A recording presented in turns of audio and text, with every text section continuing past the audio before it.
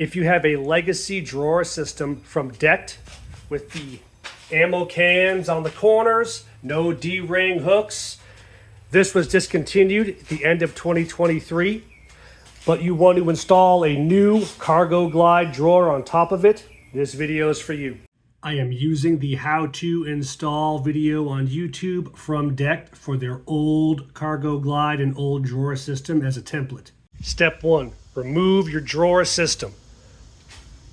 Clean out your dirty ass truck. Next, you want to remove the Cargoglide from the track. Do that by opening it up fully.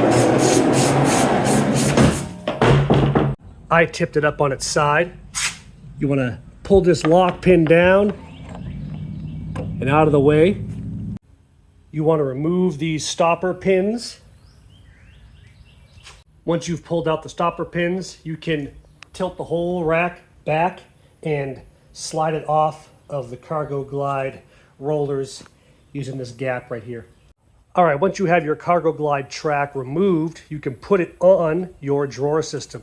Now, if you look closely, you'll see there are little dimples all along this drawer system. These correspond to steel frame supports within the drawer system underneath. This is how the original Cargoglide was attached to the drawers. You would line up your Cargoglide track with the holes and the dimples that correspond to whatever bed size and whatever truck model you have, and you would drill holes to secure the frame.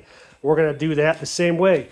I lined up the back of this Cargoglide frame with these dimples on the back of my drawer system, and I'm gonna make some custom holes on the side rails here to attach to the rest of it.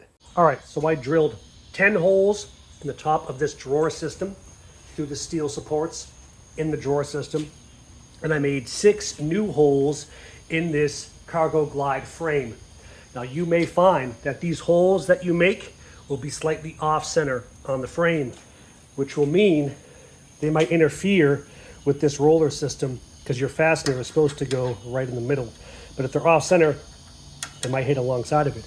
So I countersunk these holes. I'm gonna drop these tapered head bolts in here so they'll fit nice and tight. Won't have to worry about that. All right, so now I've got it kind of mocked up, little test fit. Everything lines up how I want. Now I'm gonna flip this whole thing up on its side, and I'm going to attach some lock washers to the steel underneath. I'm gonna put little tack welds on them, but you can just use epoxy or crazy glue or something like that. All right, so I've got it test fit. All the screws are in. Lock nuts on the back side. I'm going to tack weld these lock nuts in so that when I install this in the back of the truck, I can just screw those bolts down from the top and not worry about these nuts not being in the right location or falling out or whatever. If you don't want to weld, you can just use 2-stage epoxy or something strong adhesive that will hold these on here, JB Weld, whatever. All right, I tack welded my lock nuts down to the back. So now,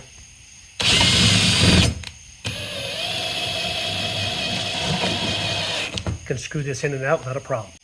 All right, next, fully reinstall your drawers. Remember to leave the bed anchors a little loose so that you can shimmy around the drawers while you get this thing fit in exactly how you want. Once you have all your anchors secure on your Cargoglide rail system, then you can tighten those bed anchors down, and now you can put the Cargoglide on.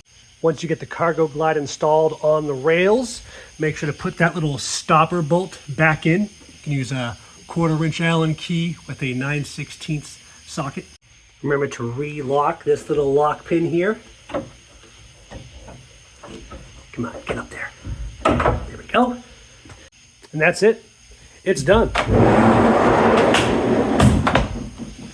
Make sure if you're installing this in a truck without a waterproof camper top, on the screws that you fasten the rails to, use some washers underneath them with some rubber gaskets so you don't get any water in your drawers. And that's it.